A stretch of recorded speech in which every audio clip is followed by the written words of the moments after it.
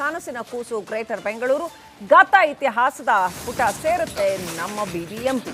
ಬೃಹತ್ ಬೆಂಗಳೂರು ಪಾಲಿಕೆ ಇನ್ನು ಮುಂದೆ ಗ್ರೇಟರ್ ಬೆಂಗಳೂರು ಆಗತ್ತೆ. ಇವತ್ತಿನಿಂದ ಗ್ರೇಟರ್ ಬೆಂಗಳೂರು ಕಾಯ್ದೆ ಜಾರಿ ಆಗತ್ತೆ. 2007ರಲ್ಲಿ ಜನ್ಮ ಪಡೆದಂತಹ ಬಿಬಿಎಂಪಿಯ ಯುಗ ಅಂತ್ಯ ಆಗತ್ತೆ. ಸಿಲಿಕಾನ್ ಸಿಟಿಗೆ ಇನ್ನು ಮುಂದೆ 3 ಪಾಲಿಕೆಗಳ ಭಾಗ್ಯ.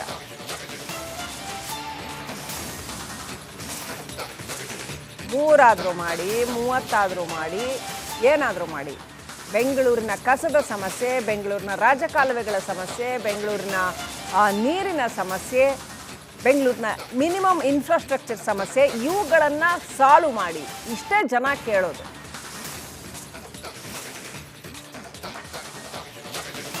ನೋಡಿ, ಈಗಾಗಲೇ ಸಾಕಷ್ಟು ಗಮನಿಸ್ತಾ ಇದ್ವಿ. ಬ್ರ್ಯಾಂಡ್ ಬೆಂಗಳೂರನ್ನ ನೋಡಿದ್ವಿ. ಒಂದು ಮಳೆ ಬಂದರೂ ಸಾಕು, 10 ನಿಮಿಷ ಮಳೆ ಕಂಟಿನ್ಯೂ ಹೊಡೆದಂಥ ಸಂದರ್ಭದಲ್ಲಿ ಬ್ರ್ಯಾಂಡ್ ಬೆಂಗಳೂರು ಸಮಸ್ಯೆ ಯಾವ ರೀತಿ ಆಗತ್ತೆ ಅಂತ ಗೊತ್ತಿರುವಂಥ ವಿಚಾರ. ಈಗ ಬಿಬಿಎಂಪಿ ಸ್ಥಾನದಿಂದ ಗ್ರೇಟರ್ ಬೆಂಗಳೂರು ಆಗ್ತಾ ಇದೆ. ಈ ಪ್ರಾಧಿಕಾರಕ್ಕೆ ಈಗ ಲಗ್ಗೇಟಿರುವಂಥದ್ದು. ಹಾಗಾದ್ರೆ ಈ ಗ್ರೇಟರ್ ಬೆಂಗಳೂರು ಅಂದ್ರೆ ಏನು, ಏನೆಲ್ಲ ಬದಲಾವಣೆ ಆಗತ್ತೆ, ಒಂದು ಇನ್ಸೈಡ್ ಕಂಪ್ಲೀಟ್ ಡೀಟೇಲ್ಸ್ ಇದೆ, ಬನ್ನಿ ನೋಡ್ಕೊಂಡು.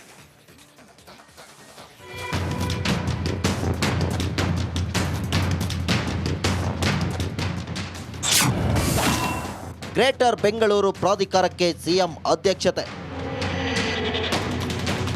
ಇಂದಿನಿಂದ ಬಿಬಿಎಂಪಿ ಯುಗಾಂತ್ಯವಾಗಲಿದ್ದು ಇನ್ಮುಂದೆ ಗ್ರೇಟರ್ ಬೆಂಗಳೂರು ಪ್ರಾಧಿಕಾರ ಜಾರಿಯಾಗಲಿದೆ. 225 ವಾರ್ಡ್ಗಳನ್ನೊಳಗೊಂಡ ಗ್ರೇಟರ್ ಬೆಂಗಳೂರು ಪ್ರಾಧಿಕಾರ ಅಸ್ತಿತ್ವಕ್ಕೆ ಬಂದಿದೆ. ಇಲ್ಲಿ ತಲಾ 150 ವಾರ್ಡ್ಗಳನ್ನೊಳಗೊಂಡ 3 ಅಥವಾ 5 ಪಾಲಿಕೆಗಳನ್ನು ರಚಿಸುವ ಸಾಧ್ಯತೆ ಇದೆ.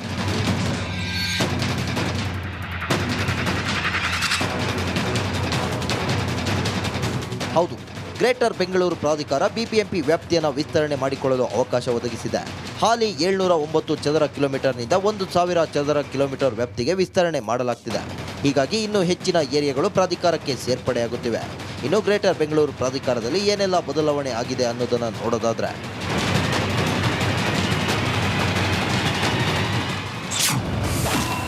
ಗ್ರೇಟರ್ ಬೆಂಗಳೂರು ಪ್ರಾಧಿಕಾರಕ್ಕೆ ಸಿಎಂ ಆಗಿದ್ದವರೇ ಅಧ್ಯಕ್ಷರಾಗಿರ್ತಾರೆ. ಬೆಂಗಳೂರು ಅಭಿವೃದ್ಧಿ ಸಚಿವರೇ ಉಪಾಧ್ಯಕ್ಷರಾಗಿರ್ತಾರೆ. ತಲಾ 125 ವಾರ್ಡ್ಗಳನ್ನೊಳಗೊಂಡ 3 ನಗರ ಪಾಲಿಕೆ ಇರುತ್ತವೆ. ಪ್ರತಿ ಪಾಲಿಕೆಗೂ ಗ್ರೇಟರ್ ಬೆಂಗಳೂರು ಪ್ರದೇಶದ ಗಡಿ ನಿಗದಿ ಮಾಡಿರಲಾಗುತ್ತೆ. ಎಲೆಕ್ಟ್ರಾನಿಕ್ ಸಿಟಿ, ಅತ್ತಿಬೆಲೆ, ಜಿಗಣಿ ಕೈಗಾರಿಕಾ ಪ್ರದೇಶ, ಬೊಮ್ಮಸಂದ್ರ, ಸರ್ಜಾಪುರ, ಬಾಗಲೂರು, ರಾಜಾನುಕುಂಟೆ, ಹೇಸರಘಟ್ಟ, ದಾಸನಪುರ, ತಾವರೆಕೆರೆ, ಕುಂಬಳಗೋಡು, ಕಗ್ಗಲಿಪುರ, ಮಾಕಾಳಿ, ಹಾರೋಹಳ್ಳಿ ಗ್ರೇಟರ್ ಬೆಂಗಳೂರು ವ್ಯಾಪ್ತಿಗೆ ಬರಲಿದೆ. ಕಟ್ಟಡಗಳ ಗಾತ್ರ, ಎತ್ತರದ ನಿಯಮ ಕೂಡ ಬದಲಾವಣೆ ಆಗುವ ಸಾಧ್ಯತೆ ಇದೆ.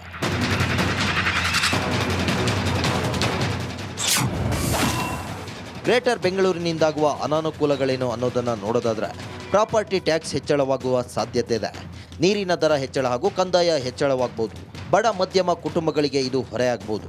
ವಲಸಿಗರಿಗೆ ಭಾರಿ ಸಂಕಷ್ಟ ಎದುರಾಗಬಹುದು. ಬಾಡಿಗೆ ದರ ಹೆಚ್ಚಳ ಹಾಗೂ ಪ್ರಾಪರ್ಟಿಗಳ ದರ ಏರಿಕೆ ಆಗಬಹುದು. ಸದ್ಯಕ್ಕೆ ಬಿಬಿಎಂಪಿಯನ್ನು ಬೆಂಗಳೂರು ಕೇಂದ್ರ ನಗರ ಪಾಲಿಕೆ, ಬೆಂಗಳೂರು ಉತ್ತರ ನಗರ ಪಾಲಿಕೆ ಹಾಗೂ ಬೆಂಗಳೂರು ದಕ್ಷಿಣ ನಗರ ಎಂದು 3 ಪಾಲಿಕೆಗಳನ್ನಾಗಿ ವಿಂಗಡಣೆ ಮಾಡಲಾಗಿದೆ. ಒಂದೊಂದು ಪಾಲಿಕೆಯು 125 ವಾರ್ಡ್ಗಳನ್ನು ಹೊಂದಿರುತ್ತೆ. ಸರ್ಕಾರದ ಈ ನಡೆಯನ್ನು ಜನ ಹೇಗೆ ಸ್ವೀಕರಿಸ್ತಾರೆ ಅಂತ ಕಾದು ನೋಡಬೇಕಾಗಿದೆ. ಮುತ್ತಪ್ಪ ಲಮಾಣಿ, ರಿಪಬ್ಲಿಕ್ ಕನ್ನಡ, ಬೆಂಗಳೂರು. ಓಕೆ, ನಮ್ಮ ಪ್ರತಿನಿಧಿ ವೀರೇಶ್ ಲೈವ್ ಕನೆಕ್ಟ್ ಆಗಿದ್ದಾರೆ. ವೀರೇಶ್, ನಾವು ಹೇಳೋದು ಇಷ್ಟೇ, ಬೆಂಗಳೂರು ಜನಗಳು, ನೀವು 3 ಆದರೂ ಮಾಡಿ, ಆಡಳಿತಾತ್ಮಕವಾಗಿ 30 ಆದರೂ ಮಾಡಿ. ಆದರೆ ಬೆಂಗಳೂರಿನ ಸಮಸ್ಯೆಗಳಿದ್ದಾವಲ್ಲ, ಶತಮಾನದ ಸಮಸ್ಯೆಗಳು, ಬೆಂಗಳೂರಿನ ಕಸ ಜಗತ್ತಿನಾದ್ಯಂತ ಹೆಸರು ಮಾಡಿದ ಸಮಸ್ಯೆ ಬೆಂಗಳೂರಿದು.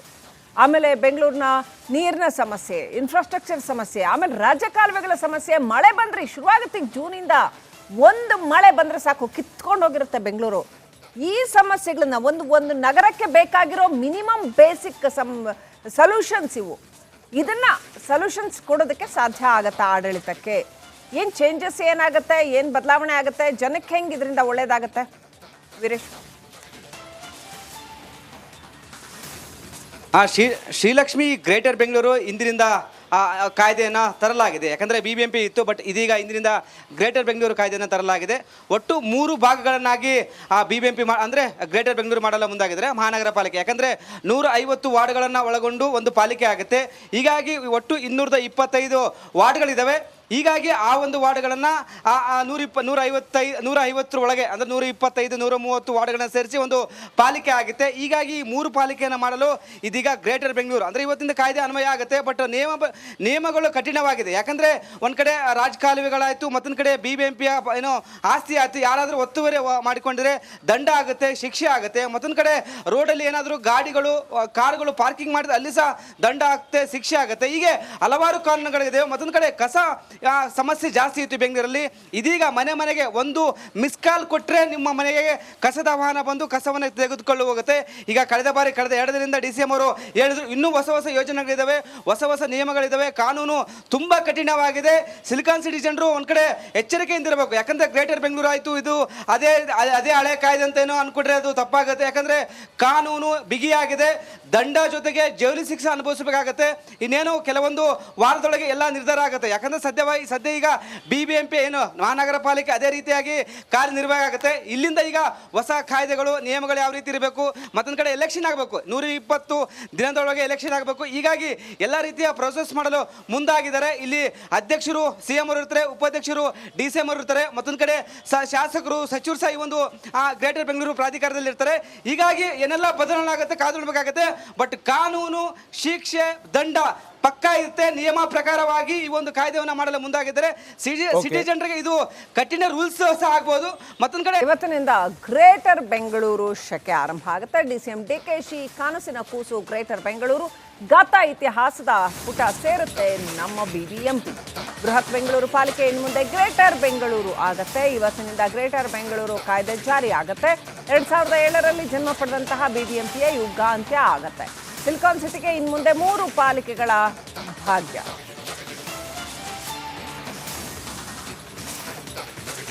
ಮೂರಾದರೂ ಮಾಡಿ, 30 ಮಾಡಿ, ಏನಾದರೂ ಮಾಡಿ, ಬೆಂಗಳೂರಿನ ಕಸದ ಸಮಸ್ಯೆ, ಬೆಂಗಳೂರಿನ ರಾಜಕಾಲುವೆಗಳ ಸಮಸ್ಯೆ, ಬೆಂಗಳೂರಿನ ನೀರಿನ ಸಮಸ್ಯೆ, ಬೆಂಗಳೂರಿನ ಮಿನಿಮಮ್ ಇನ್ಫ್ರಾಸ್ಟ್ರಕ್ಚರ್ ಸಮಸ್ಯೆ, ಇವುಗಳನ್ನು ಸಾಲ್ವ್ ಮಾಡಿ. ಇಷ್ಟೇ ಜನ ಕೇಳೋದು.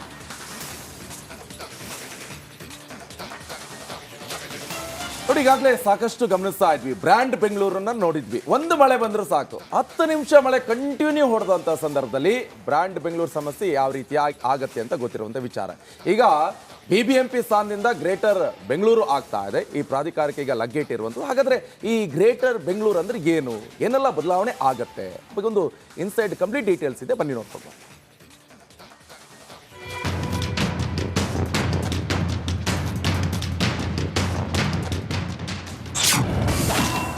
ಗ್ರೇಟರ್ ಬೆಂಗಳೂರು ಪ್ರಾಧಿಕಾರಕ್ಕೆ CM ಅಧ್ಯಕ್ಷತೆ. ಇಂದಿನಿಂದ BBMP ಯುಗಾಂತ್ಯವಾಗಲಿದ್ದು ಇನ್ಮುಂದೆ ಗ್ರೇಟರ್ ಬೆಂಗಳೂರು ಪ್ರಾಧಿಕಾರ ಜಾರಿಯಾಗಲಿದೆ. 225 ವಾರ್ಡ್ಗಳನ್ನೊಳಗೊಂಡ ಗ್ರೇಟರ್ ಬೆಂಗಳೂರು ಪ್ರಾಧಿಕಾರ ಅಸ್ತಿತ್ವಕ್ಕೆ ಬಂದಿದೆ. ಇಲ್ಲಿ ತಲಾ 150 ವಾರ್ಡ್ಗಳನ್ನೊಳಗೊಂಡ 3 ಅಥವಾ 5 ಪಾಲಿಕೆಗಳನ್ನು ರಚಿಸುವ ಸಾಧ್ಯತೆ ಇದೆ.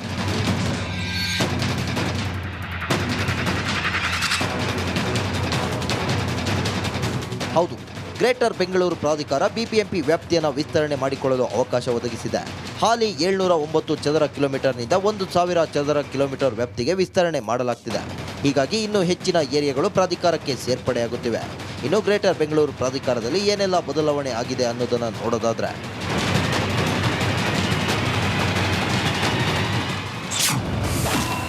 ಗ್ರೇಟರ್ ಬೆಂಗಳೂರು ಪ್ರಾಧಿಕಾರಕ್ಕೆ CM ಆಗಿದ್ದವರೇ ಅಧ್ಯಕ್ಷರಾಗಿರ್ತಾರೆ. ಬೆಂಗಳೂರು ಅಭಿವೃದ್ಧಿ ಸಚಿವರೇ ಉಪಾಧ್ಯಕ್ಷರಾಗಿರ್ತಾರೆ. ತಲಾ 125 ವಾರ್ಡ್ಗಳನ್ನೊಳಗೊಂಡ 3 ನಗರ ಪಾಲಿಕೆ ಇರುತ್ತವೆ. ಪ್ರತಿ ಪಾಲಿಕೆಗೂ ಗ್ರೇಟರ್ ಬೆಂಗಳೂರು ಪ್ರದೇಶದ ಗಡಿ ನಿಗದಿ ಮಾಡಿರಲಾಗುತ್ತೆ. ಎಲೆಕ್ಟ್ರಾನಿಕ್ ಸಿಟಿ, ಅತ್ತಿಬೆಲೆ, ಜಿಗಣಿ ಕೈಗಾರಿಕಾ ಪ್ರದೇಶ, ಬೊಮ್ಮಸಂದ್ರ, ಸರ್ಜಾಪುರ, ಬಾಗಲೂರು, ರಾಜಾನುಕುಂಟೆ, ಹೇಸರಘಟ್ಟ, ದಾಸನಪುರ, ತಾವರೆಕೆರೆ, ಕುಂಬಳಗೋಡು, ಕಗ್ಗಲಿಪುರ, ಮಾಕಾಳಿ, ಹಾರೋಹಳ್ಳಿ ಗ್ರೇಟರ್ ಬೆಂಗಳೂರು ವ್ಯಾಪ್ತಿಗೆ ಬರಲಿದೆ. ಕಟ್ಟಡಗಳ ಗಾತ್ರ, ಎತ್ತರದ ನಿಯಮ ಕೂಡ ಬದಲಾವಣೆ ಆಗುವ ಸಾಧ್ಯತೆ ಇದೆ.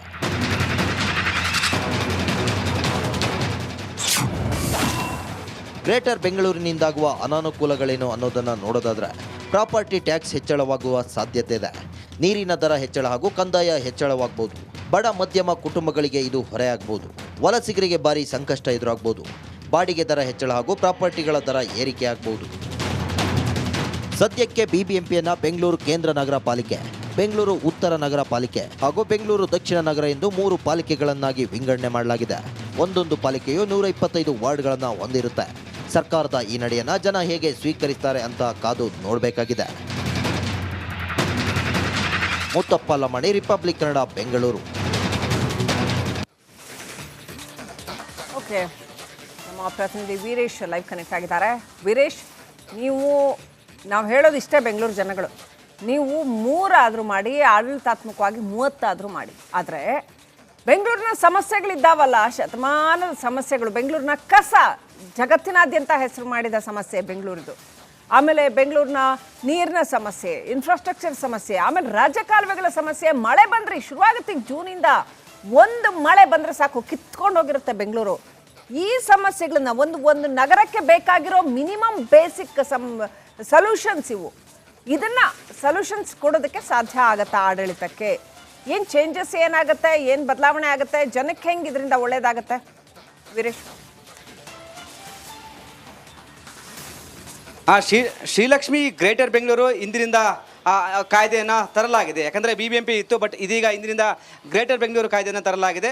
ಒಟ್ಟು 3 ಭಾಗಗಳನ್ನಾಗಿ BBMP ಅಂದರೆ ಗ್ರೇಟರ್ ಬೆಂಗಳೂರು ಮಾಡಲು ಮುಂದಾಗಿದ್ದಾರೆ ಮಹಾನಗರ ಪಾಲಿಕೆ. ಯಾಕಂದರೆ 150 ವಾರ್ಡ್ಗಳನ್ನು ಒಳಗೊಂಡು ಒಂದು ಪಾಲಿಕೆ ಆಗುತ್ತೆ.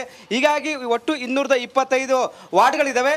ಹೀಗಾಗಿ ಆ ಒಂದು ವಾರ್ಡ್ಗಳನ್ನು 150 ಒಳಗೆ ಅಂದರೆ 125, 130 ವಾರ್ಡ್ಗಳನ್ನು ಸೇರಿಸಿ ಒಂದು ಪಾಲಿಕೆ ಆಗುತ್ತೆ. ಹೀಗಾಗಿ 3 ಪಾಲಿಕೆಯನ್ನು ಮಾಡಲು ಇದೀಗ ಗ್ರೇಟರ್ ಬೆಂಗಳೂರು ಅಂದರೆ ಇವತ್ತಿಂದ ಕಾಯ್ದೆ ಅನ್ವಯ ಆಗುತ್ತೆ. ಬಟ್ ನಿಯಮಗಳು ಕಠಿಣವಾಗಿದೆ. ಯಾಕಂದರೆ ಒಂದು ಕಡೆ ರಾಜಕಾಲುವೆಗಳಾಯಿತು, ಮತ್ತೊಂದು ಕಡೆ BBMPಯ ಏನೋ ಆಸ್ತಿ ಆಯಿತು, ಯಾರಾದರೂ ಒತ್ತುವರಿ ಮಾಡಿಕೊಂಡ್ರೆ ದಂಡ ಆಗುತ್ತೆ, ಶಿಕ್ಷೆ ಆಗುತ್ತೆ. ಮತ್ತೊಂದು ಕಡೆ ರೋಡಲ್ಲಿ ಏನಾದರೂ ಗಾಡಿಗಳು ಕಾರುಗಳು ಪಾರ್ಕಿಂಗ್ ಮಾಡಿದ್ರೆ ಅಲ್ಲಿ ಸಹ ದಂಡ ಆಗುತ್ತೆ, ಶಿಕ್ಷೆ ಆಗುತ್ತೆ. ಹೀಗೆ ಹಲವಾರು ಕಾನೂನುಗಳಿದೆ. ಮತ್ತೊಂದು ಕಡೆ ಕಸ ಸಮಸ್ಯೆ ಜಾಸ್ತಿ ಇತ್ತು ಬೆಂಗಳೂರಲ್ಲಿ.